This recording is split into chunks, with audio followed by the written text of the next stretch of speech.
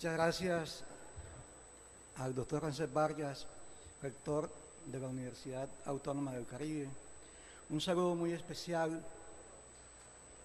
al señor presidente del Senado, doctor José David Name, a la senadora Claudia López, a la representante Marta Villalba y al señor decano de la Facultad de Ciencias de la Comunicación y a todos y cada uno de los directivos de la Universidad Autónoma, de los profesores, de los estudiantes, de los invitados especiales a este magno evento. Sin duda que el Plan Nacional de Desarrollo es la carta de navegación del país,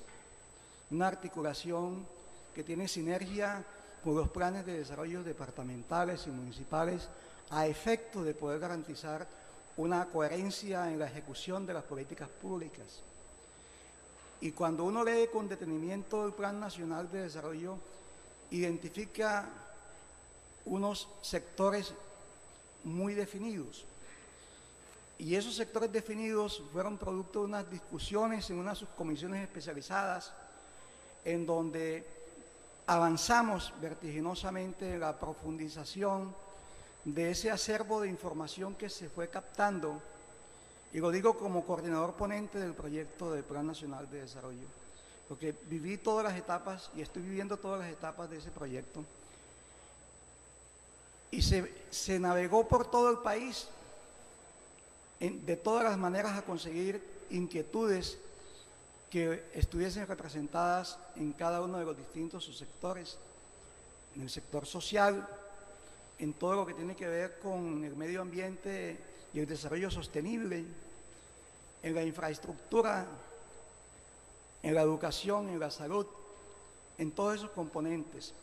Y uno encuentra en el plan de desarrollo, sin duda, unas soluciones puntuales a las distintas necesidades de los distintos y diferentes departamentos. Examinar en detalle esa discusión que generó 1.500 propuestas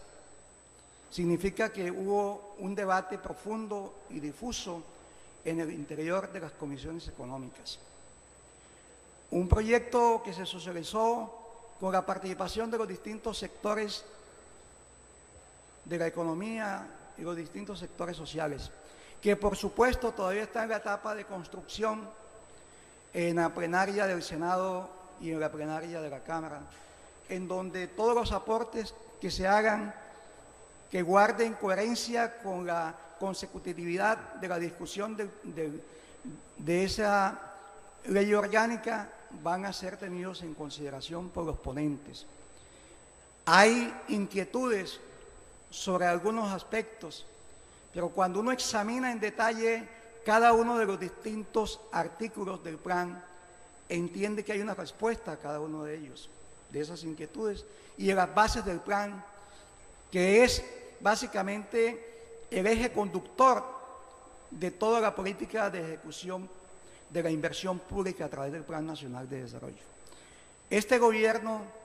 y es apenas normal, tiene un interés puntual en unos compromisos de campaña, y eso se refleja en el Plan Nacional de Desarrollo, senador Name. Usted sabe que allí tienen que entrar a priorizarse los compromisos del Ejecutivo cuando era candidato, y obviamente esa situación tiene que plasmarse. En consecuencia, vemos que, y la gente dice, bueno, es que en el Plan Nacional de Desarrollo se modifican muchas leyes. Es verdad, no hay un Plan Nacional de Desarrollo que no haya modificado leyes generales. O sea, no es cierto que el plan 2014-2018 tenga una mini reforma legislativa y que esté usurpando las funciones de las comisiones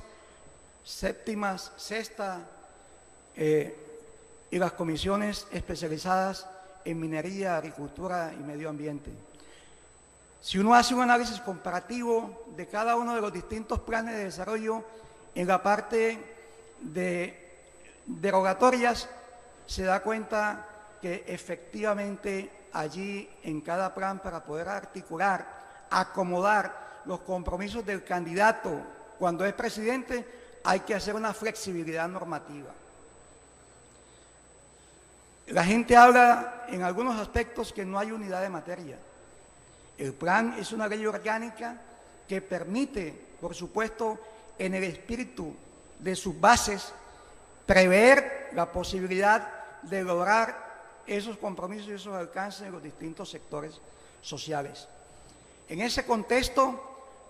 vamos a examinar en detalle, en las circunstancias que lo considere conveniente el auditorio, cada uno de los artículos del plan, si es necesario, para allanar las inquietudes que se puedan presentar, senadora Claudia. Usted sabe el cariño y el respeto que le tenemos a usted y particularmente yo. Y sé que los aportes que se hagan en cada una de las discusiones necesariamente tienen que recoger también los intereses de los distintos sectores representados en el Congreso de Colombia. Y por supuesto, nosotros no podríamos de ninguna manera dejar de defender unas banderas importantes de cada uno de los distintos partidos y sectores políticos representados en el Congreso de Colombia, porque son expresiones que necesariamente tienen que traducirse en el alcance de un gobierno que tiene que satisfacer todos y cada uno de los intereses de los distintos sectores políticos y de los distintos partidos y de las distintas regiones. Desde el punto de vista ambiental, hay que preservar el medio ambiente, hay que garantizar la biodiversidad, hay que establecer políticas públicas que permitan que haya un desarrollo sostenible, sin que ese desarrollo sostenible entre en confrontación con el crecimiento y el desarrollo económico. Una cosa es la sostenibilidad ambiental y otra cosa es el crecimiento y el desarrollo, que no pueden ir divorciados de ninguna manera. Por ejemplo, nosotros en este momento estamos abordando una nueva etapa en el país, que es la navegabilidad del río Magdalena, que tuvimos la suerte de haber sido también coordinador ponente desde el año 98 hasta esta época del Plan de Desarrollo, e insertamos un artículo. Allí en ese momento nos acompañaba en el Senado de la República el doctor José Antonio Name Terán, padre del hoy presidente del Senado. E incluimos un artículo que implicaba la navegabilidad del río Magdalena como una opción de desarrollo sostenible y que de alguna manera fuese amigable con el medio ambiente, puesto que el consumo de combustible fósil generaba un impacto ambiental nocivo para todo el ecosistema, y que cada vez que uno invierte en una vía está de alguna manera matando el medio ambiente, y había que buscar una vía ágil, funcional, económica, y que de alguna manera articulara todos y cada uno de los distintos departamentos y municipios ribereños. Y allí se concibió no solamente la navegabilidad del río Magdalena, sino también la navegabilidad del río Meta y todo lo que tenga que ver con la articulación de una estructura vial que garantice una opción de transporte económico y amigable con el medio ambiente. Hoy ya es un hecho cierto, hay una concesión del río Magdalena, concesión a la cual nosotros hemos sido abiertamente críticos de ella, pero ello no quiere significar de ninguna manera que uno sacrifique el bienestar de la gente por unos caprichos personales. Allí tenemos que entender que como consecuencia de ello se hizo inaplazable la ampliación, por ejemplo, de la estructura del puente Pumarejo. Y hoy tenemos un puente proyectado y ya adjudicado en triple calzada de ida y venida, pero tenemos un nudo de botella, un nudo bordiano, tenemos un cuello de botella entre Barranquilla y Ciénaga. Allí hay que buscar una solución amigable con el medio ambiente y tiene que ser una solución que no afecte la biodiversidad de la Ciénaga Grande de la Ciénaga Grande, ni afecte tampoco la flora y la fauna de esa reserva natural que tenemos allí en el Parque Salamanca. Pero tenemos que buscar una solución, porque de nada sirve tener navegabilidad, de nada sirve tener un puente con una altura superior a la actual y de triple calzada si la movilidad se va a atollar. Entonces tenemos que buscar una solución amigable con el medio ambiente, que es la que se está buscando y está inserta en el Plan Nacional de Desarrollo, y armonizar las políticas ambientales con el crecimiento y desarrollo económico para mantener un desarrollo sostenible. Y allí coincidimos con los postulados de su partido, senadora López, y le vamos a acompañar en todas esas tareas, porque no somos ajenos a un interés de la sociedad colombiana y de la sociedad mundial, que necesita preservar el medio ambiente para poder garantizar la vida. Hoy el agua, que es un bien libre, es un bien escaso, y hay que garantizar que haya el mantenimiento de los cuerpos de agua. Hay que garantizar que haya una política pública que permita mantener la fuente de generación hídrica en Colombia. Hoy hay una deforestación absoluta. Toda la erosión costera y la erosión nacional como consecuencia del cambio climático es producto de que no ha existido una política pública de reforestación en Colombia. Y usted ve toda la ribera del río Magdalena deforestada. Allí, como bien lo decía la representante Villalba, tenemos unas consecuencias que pagar en la desembocadura del río Magdalena. Una cosa es Contagua y otra cosa es Vega. Allá hay un daño ambiental gravísimo, que lo estamos mitigando con una ley de costas que le permita el desarrollo sostenible al Pacífico colombiano, a la zona insular y a la zona caribe, de poder tener una estabilización costera que le garantice el desarrollo sostenible al medio ambiente, al ecosistema y a una industria que es el turismo. En ese contexto, obviamente que tenemos que buscar una solución que ya está inserta en el Plan Nacional de Desarrollo, de modificar la estructura mezquina de la Agencia Nacional de Licencias Ambientales, de oponerse al desarrollo económico sobre el pretexto de mantener el medio ambiente. Si lo que buscamos es un desarrollo sostenible, hay que armonizar el crecimiento y el desarrollo económico con la sostenibilidad del medio ambiente. Y eso es lo que se necesita para expedir licencias ambientales. Claro que nosotros no podemos estar de acuerdo en las políticas públicas del Plan Nacional de Desarrollo, que hayan licencias express para poder garantizar que las transnacionales vengan y utilicen todas las fuentes de reservas naturales y de reservas ambientales para explotar la minería. Allí no podríamos hacer, no podríamos de ninguna manera pensar en que la explotación que se hace de la minería artesanal con el mercurio y con la maquinaria que afecta la estructura del medio ambiente sea y se mantenga allí en esa forma. Hay que modificar entonces y prever unas normas que no se han podido discutir en la Comisión Quinta de Senado y Cámara, y que hay que modificar el estatuto minero a efectos de garantizar a través de esa política pública una estabilidad, unas condiciones que garanticen la posibilidad cierta que esa minería ilegal tenga unos mecanismos de desarrollo, no siga afectando el medio ambiente y las condiciones de los colombianos. En ese contexto es que tenemos que entender el lenguaje y el alcance y la profundidad de las bases del plan y conocer con exactitud el alcance de cada uno de los distintos artículos del Plan Nacional de Desarrollo. Y allí llegamos y vemos, por ejemplo, qué hacemos con tener una doble calzada con desarrollo sostenible que articule Barranquilla con Ciénaga si no tenemos una variante que saque el transporte del municipio de Ciénaga. Y eso también tiene que hacer una solución sostenible y amigable con el medio ambiente, porque vamos a hacer una vía alterna que bordea la Sierra Nevada. Y allí tiene que haber una solución que garantice y preserve ese patrimonio ambiental que la naturaleza nos dio. Y allí también hay unas políticas públicas que prevén esas circunstancias. Nosotros, por ejemplo, entendemos que no es posible que haya conectividad, que haya un desarrollo de los TLC, si no hay una infraestructura vial que sea conducente.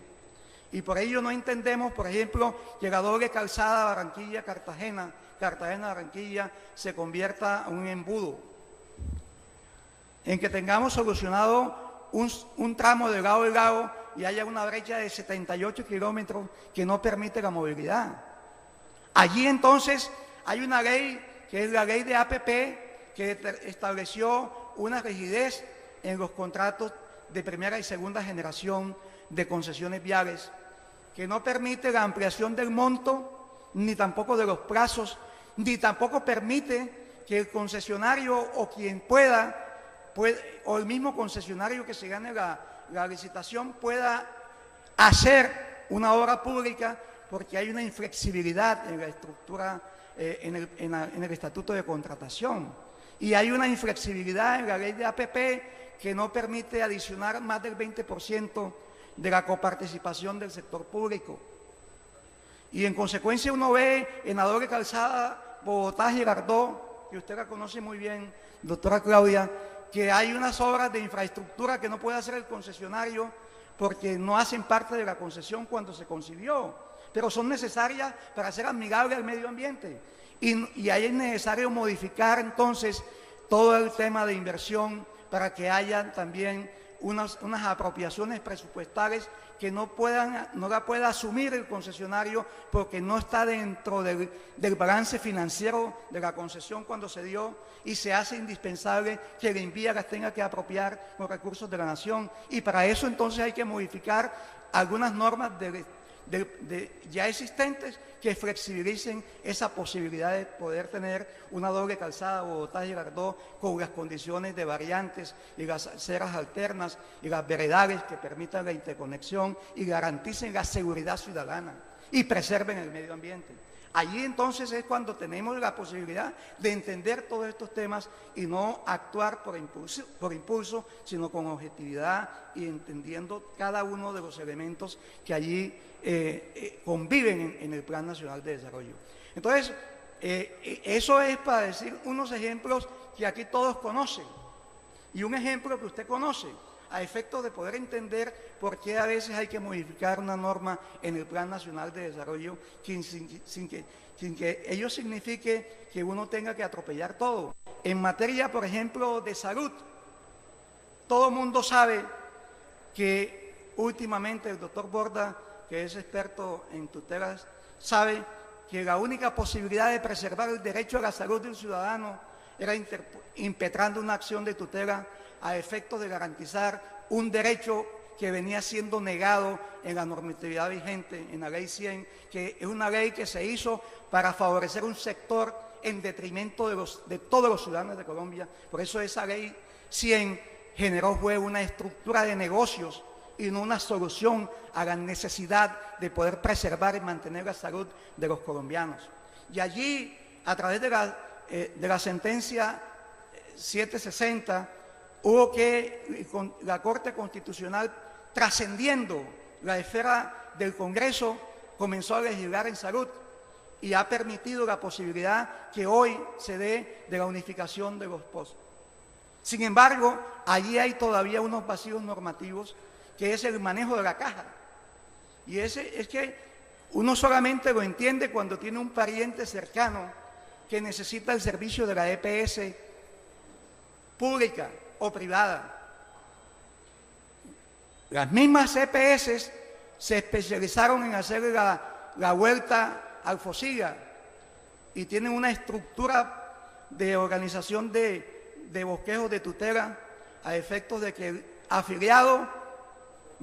impetre la tutela para que el FOSIGA le reconozca el pago que fundamentalmente tiene la obligación la EPS en el régimen contributivo o subsidiado de atender. Pero la norma no lo es claro. Entonces hay que diseñar una estrategia normativa que permita llenar ese vacío, que si lo metemos en una ley general nos chupamos la discusión vicentina que uno sabe que se da en el Congreso cuando vienen los lobistas a defender unos intereses puntuales de un negocio particular.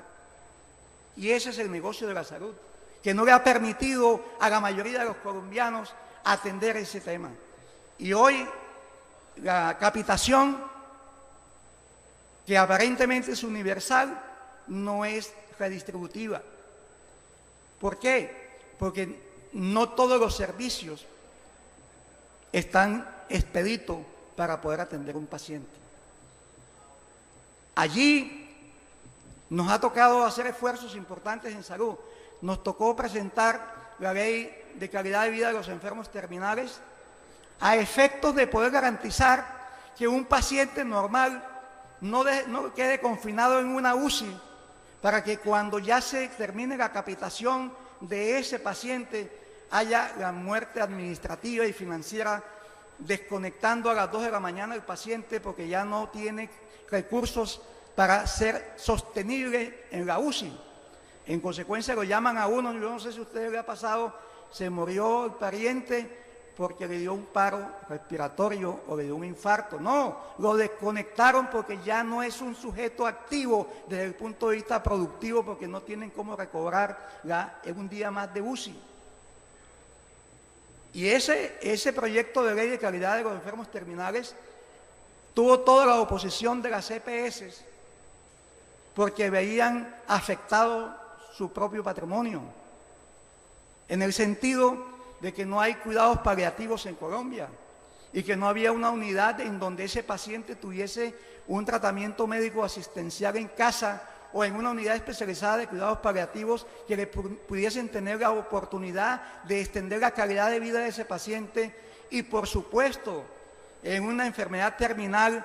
que sea las circunstancias de la naturaleza que generen el ciclo vital de ese paciente y no una decisión financiera de la IPS. La IPS no puede mantener un paciente más si no tiene cómo cubrir sus gastos de funcionamiento. Y es un negocio privado. ¿Y qué sucede? Que también hay que buscar unos mecanismos que permitan una unidad de caja que garantice entonces la eliminación del FOSIGA, que terminó siendo un negocio de las EPS. Y ese negocio no dejan que nadie pase, y son los que se oponen a ese artículo de la unidad de caja que acaba con esa intermediación y permite en consecuencia que los cajones no se usen específicamente para unos intereses muy puntuales de recobro del FOSIGA, sino que sean aplicados a la cobertura plena del 100% de los requerimientos, y se hace necesario en consecuencia introducir modificación a la ley 100 y a la 1122 y todas las leyes modificatorias aditivas de la ley 100, que ha sido un factor perturbador en la calidad de vida de los conciudadanos en Colombia. Y por eso en esa ley hay unas modificaciones específicas y unas autorizaciones pertinentes que nos permitan eso. En ese contexto podemos ir avanzando en todos los aspectos. En el tema de educación, por ejemplo, claro, a nosotros nos interesa que haya cobertura del 100%, pero que haya calidad. Y no podemos pensar que la infraestructura física solamente soluciona el problema de cupos. El problema también es de la calidad y de la permanencia y persistencia de los jóvenes y niños en el sector educativo. ¿Y cómo hacer educación de calidad? Modificando unas inflexibilidades que hay en la Ley General de Educación, que nos permita en consecuencia trabajar con la cobertura, pero con la calidad. Y si nosotros queremos tener que la jornada se extienda a 7 y 8 horas, no podemos tener la misma planta de docentes, y que hay que invertir en docentes de calidad, con posgrado y con maestría, que puedan en el proceso de enseñanza-aprendizaje actuar con coherencia. Y eso implica en consecuencia modificaciones estructurales que den flexibilidad a la dinámica presupuestal. Y todos esos elementos los vamos a ir examinando en cada uno de los distintos acápites y cada uno de los distintos artículos. Y en consecuencia, por supuesto, estamos, doctor Rancés, disponibles a examinar con cuidado y a escuchar con mucha seriedad y con mucha responsabilidad nosotros los coordinadores ponentes, las inquietudes de los distintos parlamentarios, de los distintos ciudadanos, porque sé que estamos a tiempo, porque es una ley que con las bases del plan permite que haya modificaciones en el camino. No deseo cansarlos porque dada la intensidad de la hora, creo que se hace necesario que entendamos que la fatiga puede más que la buena voluntad. Muchas gracias y muy amable.